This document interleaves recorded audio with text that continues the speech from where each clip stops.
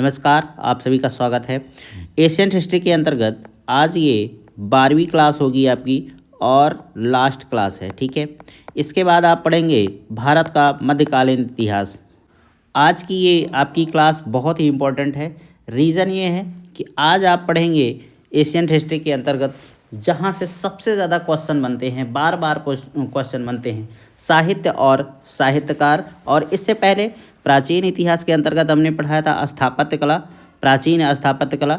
तो अगर आपसे किसी भी रीज़न से वो वीडियो मिस हो गया है तो ज़रूर देखिएगा, क्योंकि ये एशियन हिस्ट्री की दो टॉपिक ना जान है। एक है स्थापत्य कला, दूसरा है साहित्य। यहाँ से क्वेश्चन भर भर के आते हैं आपके एग्ज़ाम में, किसी भी एग्ज़ाम में बैठिए। तो चलिए, पहला क्वेश्चन आपके सामने है। इतिहास के पिता की पदवी सही अर्थों में निम्न में से किससे संबंधित है? तो ये संबंधित है हेरोडोटस से। और ये किस देश का था? तो ये था यूनान का, यूनानी लेखक था, ठीक है। और इसने एक पुस्तक लिखी थी हिस्टोरिका लिखी थी, जो इसकी ये पुस्तक ना अनुश्रुतियों पर आधारित थी। और ये बात कब की है, हिस्टोरिका कब लिखी गई? तो 5वीं से 6वीं सदी के मध्य लिखा गया है, ठीक है। यही इतना आपको जानना है इनके बारे में, और कुछ भी नहीं जानना है। यही बार बार आपसे पूछा जाएगा कि इतिहास का पिता किसे कहा जाता है, तो आपका डायरेक्ट आंसर होगा हेरोडोटस। ये किस देश का है? यूनान का है। यहाँ से क्वेश्चन बनता है। इसने प्रमुख पुस्तक कौन सी लिखी? तो हिस्टोरिका नाम से एक पुस्तक लिखी थी। बस इतनी ही जानकारियाँ आपसे ली जाएंगी किसी भी एग्ज़ाम में। अगला क्वेश्चन, सूची 1 को सूची 2 से सुमेलित कीजिए और नीचे दिए गए कूट से सही उत्तर का चयन करना है। इस तरीके के क्वेश्चन बहुत आसान होते हैं आपको, लेकिन शर्त यही होती कम से कम 2 ऑप्शन आपको सही आते हों, तभी आप इस तरीके के आंसर कर पाएंगे क्वेश्चन का। तो अष्टाध्यायी जो है पाणिनि ने लिखा है। मैंने पिछले कई वीडियो में इनकी चर्चा की है। जो भी शुरुआत से हमको फॉलो करते हैं वो इसके बारे में अच्छे से जानते होंगे। महाभाष्य पतंजलि, निरुक्त जो है आपका यास्क, और वार्तिक जो है कात्यायन। तो इस तरीके से आपका ऑप्शन ए सही होगा। 4, 3, 1, 2। मुद्रा राक्षस का लेखक निम्न में से कौन है? तो ये विशाखदत्त हैं। विशाखदत्त की 3 प्रमुख पुस्तकें थी।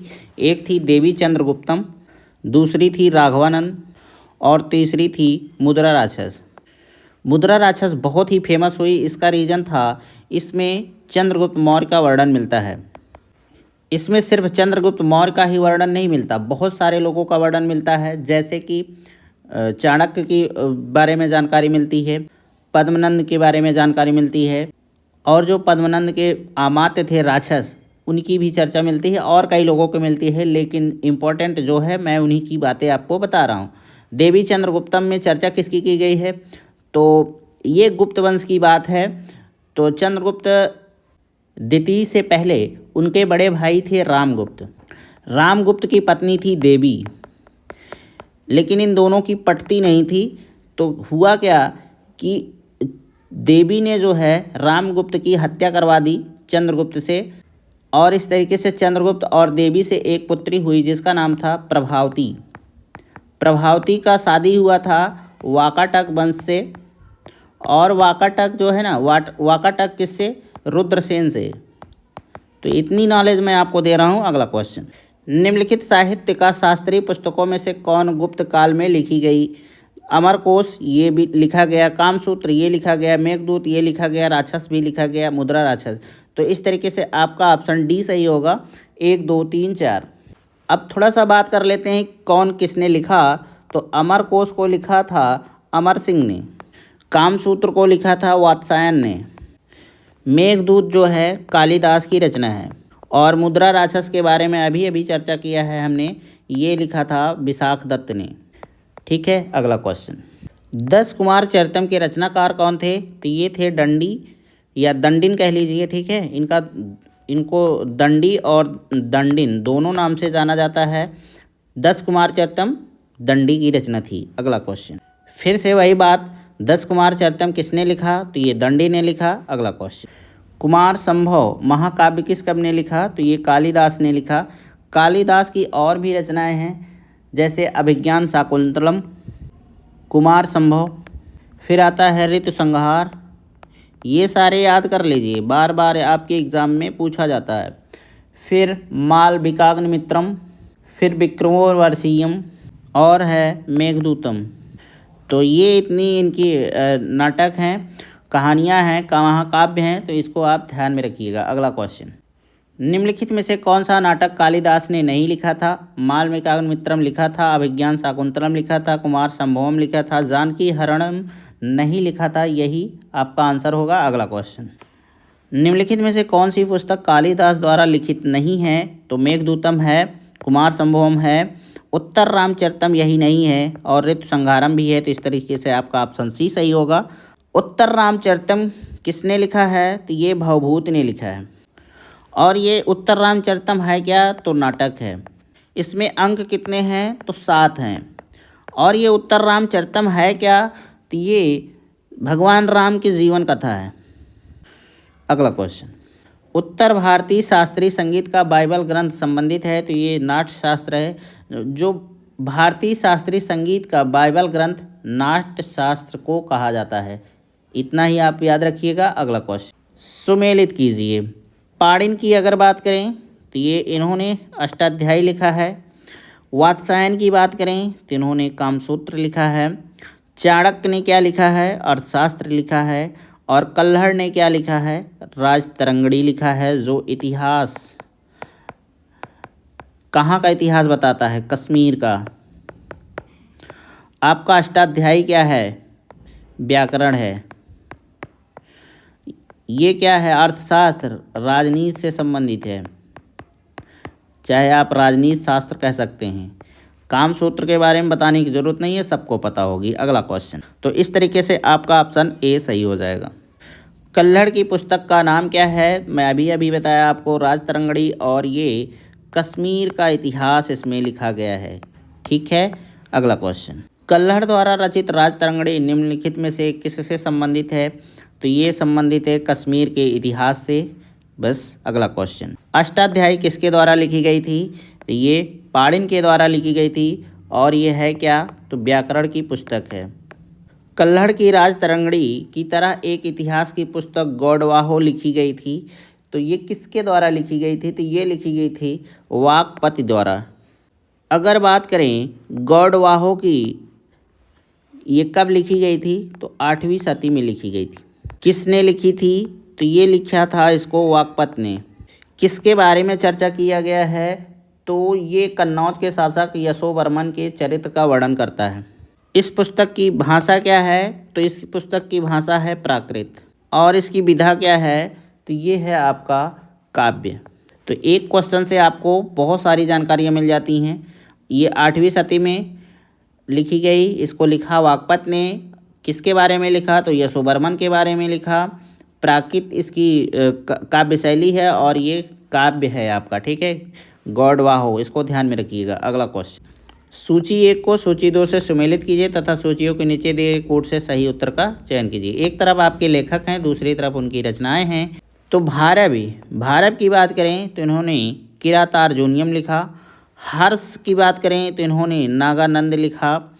कालिदास की बात करें तो इन्होंने मालविकाग्निमित्रम लिखा। और राजशेखर ने कर्पूर मंजरी लिखा था। तो इस तरीके से आपका ऑप्शन क्या सही होगा? सही होगा डी, 2, 4, 3, 1। संस्कृत के निम्नलिखित में से कौन सी रचनाओं ने महाभारत से अपना कथा सूत्र लिया है? नीचे दिए गए कोड से सही उत्तर का चयन कीजिए। तो देखिए, मैं आपको बता दूं, पहला है नैषधीचरित, दूसरा है आपका शिशुपाल वध, और तीसरा है किरातार्जुनीयम। यही 3 है, और इस तरीके से आपका ऑप्शन डी सही हुआ, 1, 2 और 3। अब बात करेंगे नैषधीचरित के बारे में। तो नैषधीचरित जो है, एक थे लेखक कह लीजिए या दार्शनिक कह लीजिए, ये थे श्री हर्ष। इन्होंने ये पुस्तक लिखी थी, और इसमें कुल 22 सर्ग हैं। और इस महाकाव्य का मुख्य आधार नालोपाख्यान है। अब बात करेंगे किरातार्जुनीयम की। तो किरातार्जुनीयम को भारव ने लिखा था, और ये आपका भी महाकाव्य है। ठीक है। और एक बात, इसमें चर्चा की गई है अर्जुन और किरात की। किरात कौन था? ये भगवान शिव थे साक्षात। इनके रूप में अर्जुन और किरात का युद्ध का वर्णन किया गया है और ये भी महाभारत से संबंधित है। शिशुपाल वध की बात करें तो इसको लिखा था महाकवि माघ ने और ये संस्कृत महाकाव्य है। और आप भी जानते हैं कि शिशुपाल जो है महाभारत का एक किरदार था, एक योद्धा की बात की जा रही है जिसमें श्री कृष्ण भगवान ने इसका वध भी किया था, आप सभी को अच्छे से पता होगा। और जैसे कि आप सुनते हैं ना कि श्री कृष्ण भगवान ने इसको 99 गाली के लिए छूट दी थी, लेकिन जैसे ही 100वीं गाली थी इसका वध कर दिया था अपने सुदर्शन चक्र से। तो ये थी मोटी मोटी जानकारी, जहाँ तक है आपको पता रही होगी। अगला क्वेश्चन, सूची 1 को सूची 2 से सुमेलित कीजिए और सूचियों के नीचे दिए हुए कूट का प्रयोग करते हुए सही उत्तर का चयन कीजिए। विशाख दत्त क्या थे? तो विशाख दत्त थे आपके नाटककार। वराह मिहिर तो ये खगोलज्ञ थे, खगोल विज्ञान से संबंधित रखते हैं। चरक जो है चिकित्सक था और ब्रह्मगुप्त जो है गणितज्ञ थे। जैसा कि मैं आपको बता चुका हूँ, विशाख दत्त की 3 प्रमुख पुस्तकें थी। एक था मुद्रा राक्षस, दूसरा था देवी चंद्रगुप्तम और तीसरा था राघवानंद। वराह मिहिर की बात करें तो ये थे एक खगोल शास्त्री और इन्होंने लिखा था बृहद जातक, और एक पुस्तक थी पंच सिद्धांतिका और बृहद संहिता। ये इनकी 3 फेमस पुस्तकें थी, ठीक है, बृहद जातक, पंचाशद सिद्धिका और बृहद संहिता। अब चरक के बारे में बात कर लें तो ये कनिष्क के राज दरबार में रहते थे। मैंने कनिष्क का चैप्टर पढ़ाया है और पूरा विस्तार से पढ़ाया है। अगर कनिष्क के बारे में आप जानते होंगे तो आपको पता होगा। और चरक संहिता इन्होंने रचना की थी, ठीक है। ब्रह्मगुप्त एक गणितज्ञ थे और इन्होंने लिखा था ब्रह्म स्फुट सिद्धांत, और एक थी इनकी रचना खंड खाद्य। तो ये थी छोटी छोटी जानकारियाँ जो आपके एग्ज़ाम में पूछा जाता है। विशाख दत्त के बारे में मैंने आपको बताया और चरक के बारे में बताया, वराह मिहिर के बारे में बताया, ठीक है। तो आई होप आप संतुष्ट हो गए होंगे इसको, और आपका सही ऑप्शन होगा सी। चरक संहिता नामक पुस्तक किस विषय से संबंधित है? तो ये चिकित्सा से संबंधित है। इसको किसने लिखा था? तो चरक ने लिखा था। चरक कहाँ रहते थे, क्या थे? ये चिकित्सक थे और एक शासक था कनिष्क, इसी के राज दरबार में रहते थे। कनिष्क के बारे में बहुत सारा डिटेल दे चुका हूँ, बार बार देने की ज़रूरत नहीं है। अगर आपको कनिष्क के बारे में जानना है तो आप पीछे की वीडियो में जाइए, देखिए और अच्छे से उसका नॉलेज लीजिए। अगला क्वेश्चन, वराह मिहिर की पंच सिद्धांतिका आधारित है? तो ये आपकी आधारित है यूनानी ज्योतिर्विद्या पर, ठीक है।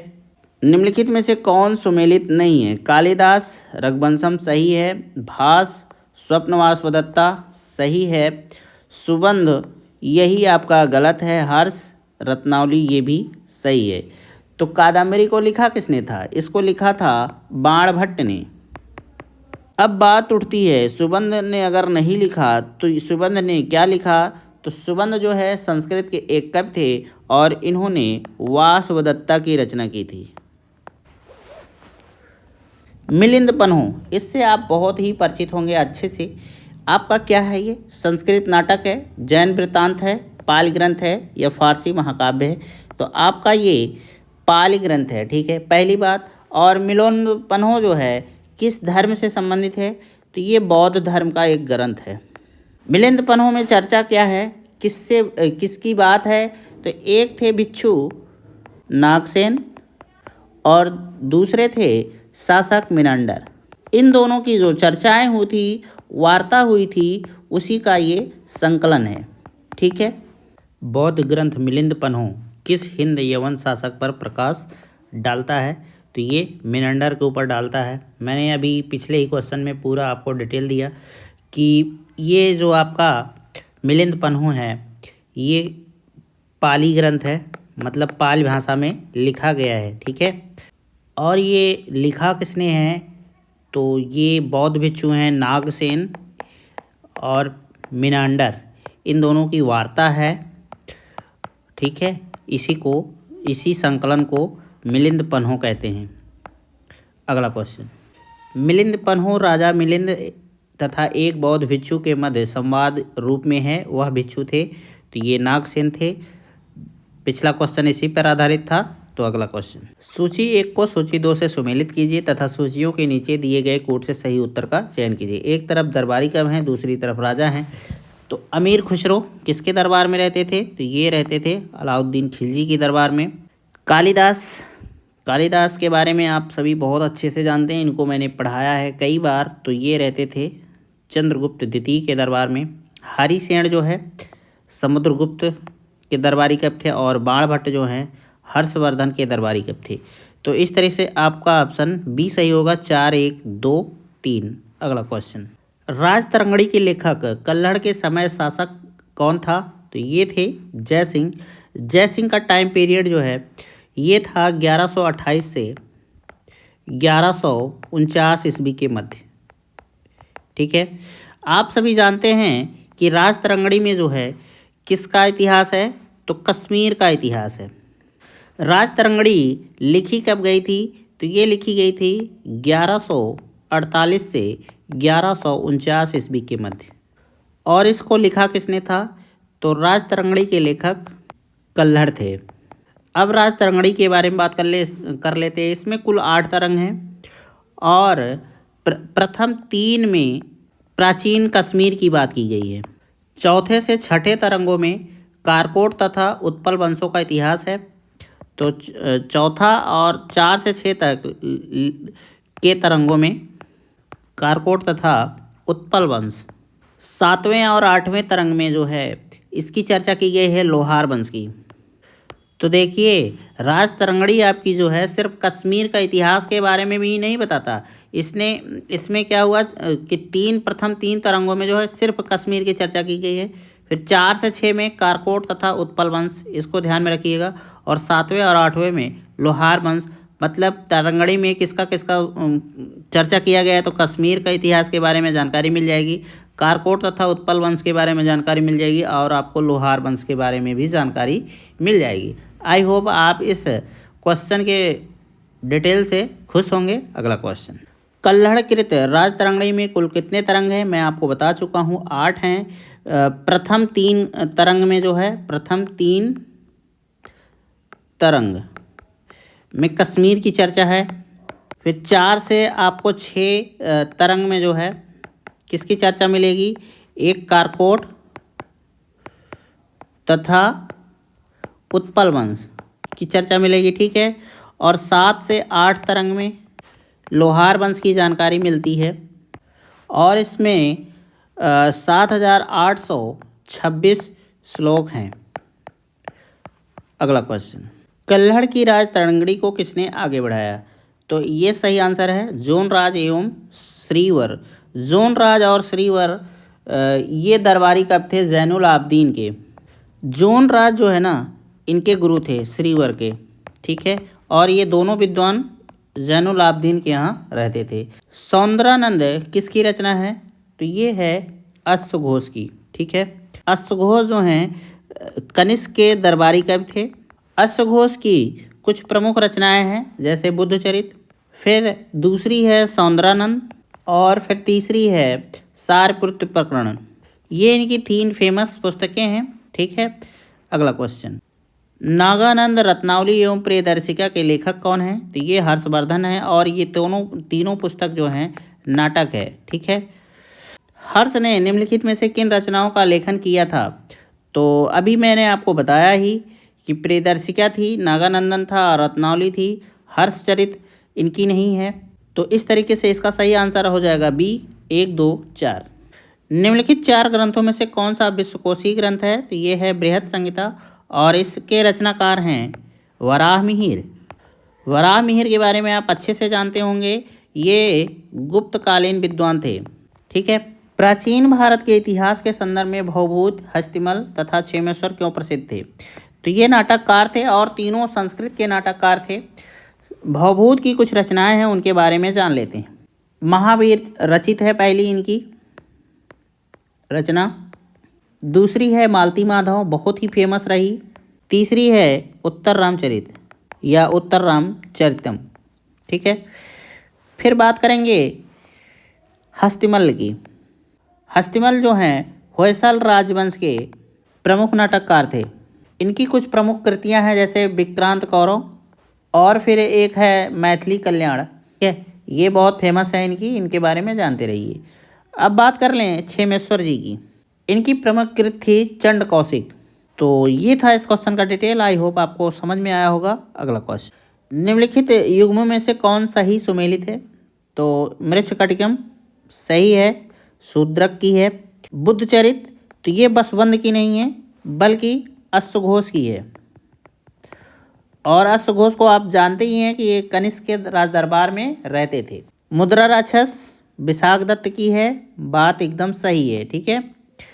और हर्षचरित बाणभट्ट की, ये भी सही है।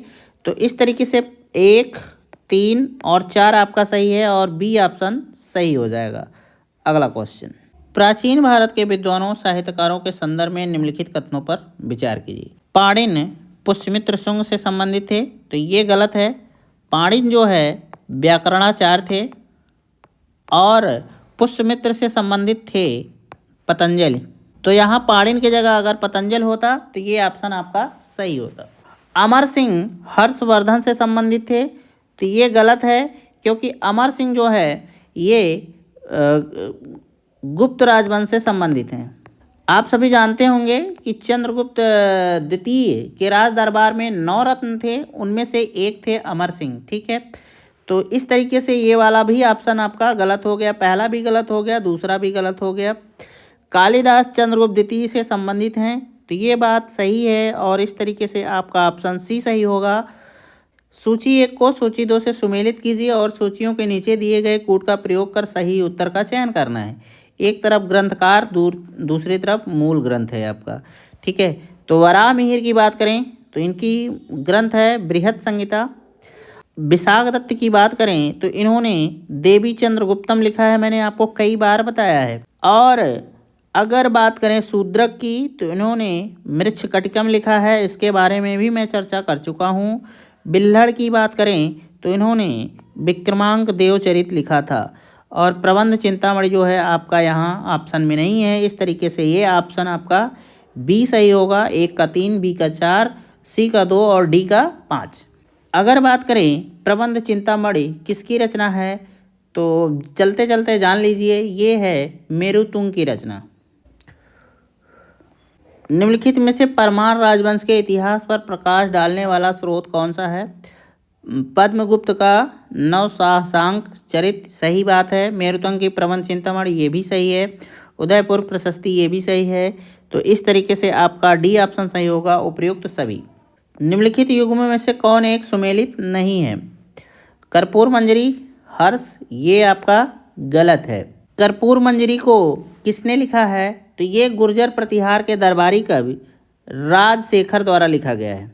और बाकी आपका सब सही है। मालविकाग्निमित्रम कालिदास का है, सही है। मुद्रा राक्षस विशाखदत्त का है, ये भी सही है। सौंदरानंद अश्वघोष का है, ये भी सही है। अगला क्वेश्चन, शाकुंतलम किसने लिखा है? तो शाकुंतलम कालिदास जी ने लिखा है। कालिदास के 7 ग्रंथों का प्रणयन का श्रेय दिया जाता है, जिसमें पहला है रघुवंशम, दूसरा है कुमार संभव, तीसरा है मेघदूत, चौथा है ऋतुसंहार, 5वां है मालविकाग्निमित्रम, 6ठा है विक्रमोर्वशीयम और 7वां था इनका अभिज्ञान शाकुंतलम। और ये दोनों जो है ना, इनके क्या हैं? महाकाव्य है। और ये दोनों जो हैं इनके खंड काव्य हैं। और ये तीनों लास्ट के, ये वाला और ये वाला, ये है नाटक। तो इसको याद रखिएगा, कभी कभी पूछता है कि नाटक कौन सा है, महाकाव्य कौन सा है, खंड काव्य कौन है, तो इसको आप ध्यान में रखिएगा, बहुत काम देगा। कालिदास की साहित्यिक कृत कौन सी नहीं है? तो यही नहीं है मृच्छकटिकम। मृच्छकटिकम के रचनाकार हैं शूद्रक, ठीक है। बाकी इनके सारे हैं, मैं आपको बार बार बता चुका हूँ, पूरा डिटेल दे चुका हूँ कालिदास जी के बारे में। इनकी रचना याद कर लीजिए, काम देगा। कालिदास द्वारा रचित मालविकाग्निमित्रम नाटक का नायक कौन था? तो ये अग्निमित्र है। अग्निमित्र के बारे में अगर आप जानना चाहते हैं तो ये था पुष्यमित्र शुंग का पुत्र था। अब बात करें मालविकाग्निमित्रम की, तो ये 5 अंकों में है, 5 अंकों में विभक्त है, ठीक है। और इसका नायक जो है अग्निमित्र है और नायिका मालविका है। और इन दोनों का प्रणय कथा है इसमें, ठीक है। किसमें? मालविका मित्रम में। और ये रचना किसकी है? कालिदास की है। अगला क्वेश्चन, प्राचीन भारत की निम्नलिखित पुस्तकों में से किस एक में शुंग राजवंश के संस्थापक के पुत्र की प्रेम कहानी है? अभी अभी मैंने आपको बताया मालविका अग्निमित्रम, और इसका जो नायक था अग्निमित्र था और नायिका थी मालविका, और इसको लिखा किसने था? कालिदास ने। मैं इसके बारे में चर्चा कर चुका हूँ। अगला क्वेश्चन, स्वप्नवास पदत्ता के लेखक हैं तो ये भास हैं। भास के बारे में कहा जाता है कि इनके 13 प्रमुख नाटक जो हैं उपलब्ध हैं, और यहाँ आपको स्वप्नवास पदत्ता मिली है। दूसरी मैं आपको बता दूँ, एक थी चारुदत्त, काफ़ी फेमस है इसलिए आपको बता दे रहे हैं। अगला क्वेश्चन, गीत गोविंद काव्य के रचयिता कौन हैं? तो ये हैं जयदेव। जयदेव आपने बहुत बार नाम सुना होगा, शायद ये ना सुना हो कि ये कहाँ रहते थे। तो बंगाल के अंतिम सेन शासक लक्ष्मण सेन के आश्रित महाकवि थे। गीत गोविंद के गीतकार जयदेव किसकी सभा को अलंकृत करते थे? तो ये करते थे लक्ष्मण सेन के यहाँ, और ये बंगाल के शासक थे लक्ष्मण सेन। अगला, गीत गोविंद के रचयिता कौन हैं? तो जयदेव हैं। सूची 1 को सूची 2 से सुमेलित कीजिए तथा सूचियों के नीचे दिए गए कूट से सही उत्तर का चयन करना है। एक तरफ रचनाएं हैं, दूसरी तरफ उनके संबंधित पुस्तक हैं। विषय है कि किस पर आधारित है ये पुस्तक। तो अष्टांग संग्रह की बात करें तो ये आयुर्विज्ञान की बात कर रहा है, ठीक है। 10 रूपक की बात करें तो ये नाट्य कला है आपका।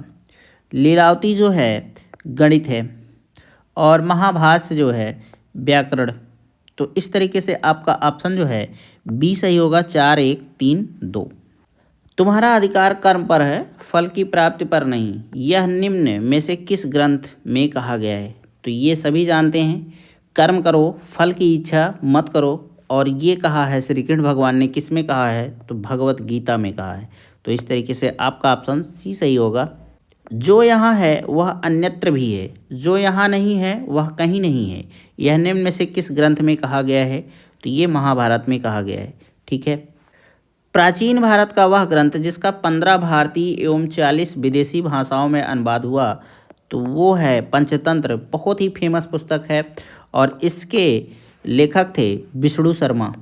अगर बात करें ना तो ये पंचतंत्र जो है 50 से अधिक भाषाओं में 200 अधिक स्वरूप उपलब्ध हैं, ठीक है। और यह भारत की सर्वाधिक बार अनुवादित साहित्यिक पुस्तक मानी जाती है। मुगल काल में पंचतंत्र की अगर बात करें तो इसे किस नाम से अनुवाद किया गया था? तो ये किया गया था आयर ए दानिश नाम से, और इसको अनुवाद के रूप में बदला था अबुल फजल ने। पंचतंत्र मूल रूप से लिखी गई थी विष्णु शर्मा द्वारा। सूची 1 को सूची 2 से सुमेलित कीजिए तथा सही उत्तर का चयन कीजिए। एक तरफ लेखक हैं, दूसरी तरफ ग्रंथ है। सरवर्मा का तंत्र, शूद्रक जो हैं मृच्छकटिकम, विज्ञानेश्वर, मिताक्षरा और कल्हड़ जो हैं राजतरंगड़ी। इस तरीके से आपका ऑप्शन 4, 3, 1, 2 सही होगा। प्राचीन भारत के इतिहास के संदर्भ में निम्नलिखित कथनों में से कौन सा यह सही है? मिताक्षरा ऊंची जात की सिविल विधि थी और दाय भाग निम्न जात की सिविल विधि थी, तो ये गलत है। मिताक्षरा व्यवस्था में पुत्र अपने पिता के जीवन काल में ही संपत्ति पर अधिकार का दावा कर सकते थे, जबकि दाय भाग के अनुसार व्यवस्था में पिता की मृत्यु के उपरांत ही पुत्र संपत्ति पर अधिकार का दावा कर सकता था। ये बिल्कुल सही है आपका दूसरा वाला। मिताक्षरा व्यवस्था किसी परिवार के केवल पुरुष सदस्य की संपत्ति संबंधी मामलों पर विचार करती थी, जबकि दाय भाग व्यवस्था किसी परिवार के पुरुष एवं महिला सदस्य दोनों के संपत्ति संबंधी मामलों पर विचार करती थी। तो ये भी आपका गलत है। तो इस तरीके से सिर्फ बी ऑप्शन सही हुआ, केवल 2। अब बात कर लेते हैं कि मिताक्षरा क्या है। तो मिताक्षरा जो है याज्ञवल्क स्मृति पर विज्ञानेश्वर का एक टीका है, ठीक है। और अगर बात करें ये आपका दाय भाग, तो दाय भाग की चर्चा जो है यह रचना किसने की है? तो जिम्यूत वाहन ने की है। ध्यान में रखिएगा, जिम्यूत वाहन, दाय भाग और मिताक्षरा याज्ञवल्क स्मृति पर विज्ञानेश्वर का टीका है। तो आई होप आपको ये क्वेश्चन समझ में आ गया होगा। अगला क्वेश्चन, निम्नलिखित में से कौन बीजगणित के क्षेत्र में अपने योगदान के लिए विशेष रूप से जाना जाता है? तो इसका सही आंसर है भास्कर। देखिए, मैं आपको बता दूं कि बीजगणित की काफ़ी चर्चा पहले भी हो चुकी है और इनसे पहले ही बीजगणित का विकास हो चुका था। आर्यभट्ट और ब्रह्मपुत्र ने भी बीजगणित और सिद्धांत प्रस्तुत किए थे। और 12वीं शताब्दी के गणितज्ञ भास्कर, जिन्हें भास्कर द्वितीय के नाम से भी जाना जाता है या भास्कराचार्य भी कहा जाता है, ने बीजगणित के क्षेत्र में विशेष योगदान दिया। इनकी प्रसिद्ध पुस्तक जो है 3-4 हैं, जैसे एक सिद्धांत शिरोमणि थी। सबसे प्रमुख बात है, इनकी जो पुस्तक थी सिद्धांत शिरोमणि थी और इस पुस्तक के 4 भाग हुए। पहला भाग था इनका लीलावती, फिर दूसरा भाग हुआ इसका बीजगणित, तीसरा भाग इस पुस्तक का था गणिताध्याय और चौथा भाग था इसका गोलाध्याय। ठीक है, तो इस तरीके से इस पुस्तक के 4 भाग थे सिद्धांत शिरोमणि के और इसके लेखक थे भास्कराचार्य या भास्कर कह लीजिए। अगला क्वेश्चन, गणित की पुस्तक लीलावती के लेखक कौन हैं? तो अब आप जान ही चुके हैं, भास्कराचार्य। इसके बारे में मैंने आपको पहले ही बता दिया था। अगला क्वेश्चन, आर्यभट्ट थे, तो आर्यभट्ट कौन थे? तो ये भारतीय गणितज्ञ एवं खगोल शास्त्री थे और इनका टाइम पीरियड 4वीं या 5वीं शताब्दी, 4वीं और 5वीं शताब्दी के मध्य रहा। 4वीं और 5वीं शताब्दी से क्या मतलब है? लगभग गुप्त काल। ठीक है, क्योंकि गुप्त काल 270 से 550 ईस्वी के मध्य रहा था। तो आपको एक कड़ी से दूसरी कड़ी जोड़ना आना चाहिए। ये तभी जोड़ पाएंगे जब आप कायदे से किसी चीज़ को पढ़ेंगे, अन्यथा रटना ही पड़ेगा और रटना किसी भी चीज़ का समाधान नहीं होता है। इन्होंने जो है आर्यभट्ट ने आर्यभट्टीय में बताया है कि सूर्य स्थिर है और पृथ्वी घूमती है। इनका बहुत ही महत्वपूर्ण चीज़ यही था।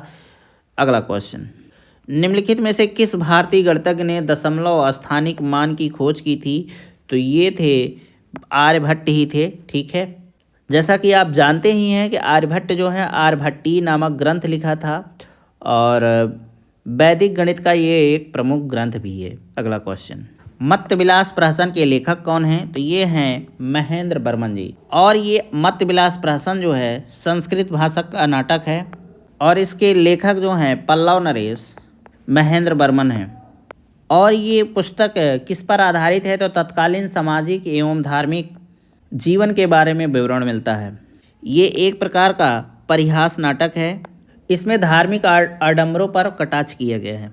तो ये था इस क्वेश्चन का डिटेल। आई होप आपको अच्छा लगा होगा। अगला क्वेश्चन, मनुस्मृति मुख्यतः संबंधित है तो समाज व्यवस्था से संबंधित है। मनुस्मृति में कुल 18 स्मृतियाँ सम्मिलित हैं। इसके लेखक जो हैं मनु हैं। मनुस्मृति जो है प्राचीन भारतीय राज व्यवस्था तथा हिंदू विधि से संबंधित है। तो आप कह सकते हैं ये हिंदू विधि से संबंधित है। मनु को जो है प्राचीन भारत का महान निर्माता माना जाता है। प्राचीन काल में महान विधि निर्माता थे तो मनु थे। निम्नलिखित में से किसे भारत का प्रथम विधि निर्माता माना जाता है? तो मनु को माना जाता है। शून्य का आविष्कार किसने किया? तो किसी अज्ञात भारतीय ने किया था। ये ज्ञात नहीं हुआ कि कौन भारतीय ने किया था। भारतीयों से अरबों ने सीखा और भारत से ये फिर यूरोप में फैला। ठीक है, अरब देश में शून्य का प्रयोग सबसे पहले 873 ईस्वी में शुरू किया गया।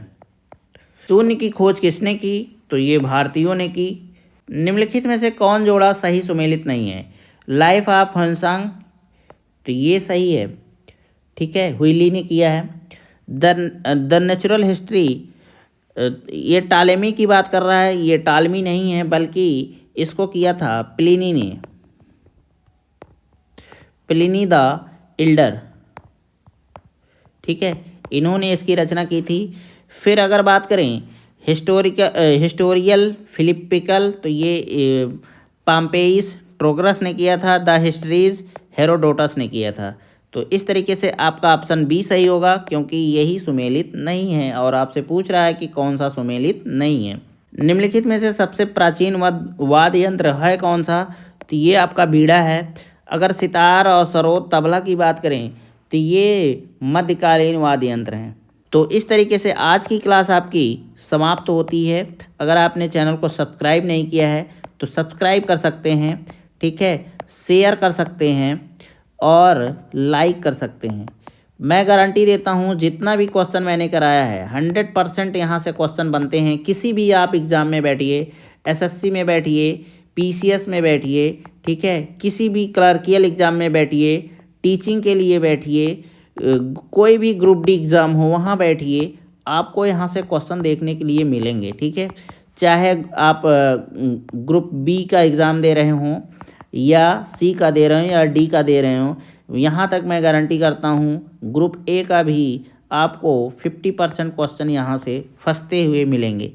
तो आपकी मर्ज़ी है, आप इस वीडियो को आगे बढ़ा सकते हैं, लाइक कर सकते हैं, शेयर कर सकते हैं। अगर आपको चैनल का कंटेंट पसंद आता है तो सब्सक्राइब भी कर सकते हैं। जल्द ही मैं आपको मिलूँगा मध्यकालीन इतिहास के पार्ट को लेकर, मतलब अब आप पढ़ेंगे मेडुअल हिस्ट्री, ठीक है। तो ये था आज का लास्ट वीडियो एशियन हिस्ट्री का। आज ये 12वां क्लास था। पूरे 12 क्लास में मैंने आपको सब कुछ दिया है, पूरा निचोड़ दिया है एशियन हिस्ट्री का। जो क्वेश्चन यहाँ से बनते ही बनते हैं, जो भी स्टूडेंट इन 12 वीडियो को कायदे से देखता है, व्याख्या को कायदे से सुनता है और उनको रिवीजन करता है, वो 100% सफल होगा, किसी भी एग्ज़ाम में बैठेगा, ये मेरी गारंटी है। तो चलिए जल्द ही नए टॉपिक पर मिलेंगे आपसे। तब तक के लिए नमस्कार, जय हिंद, जय भारत।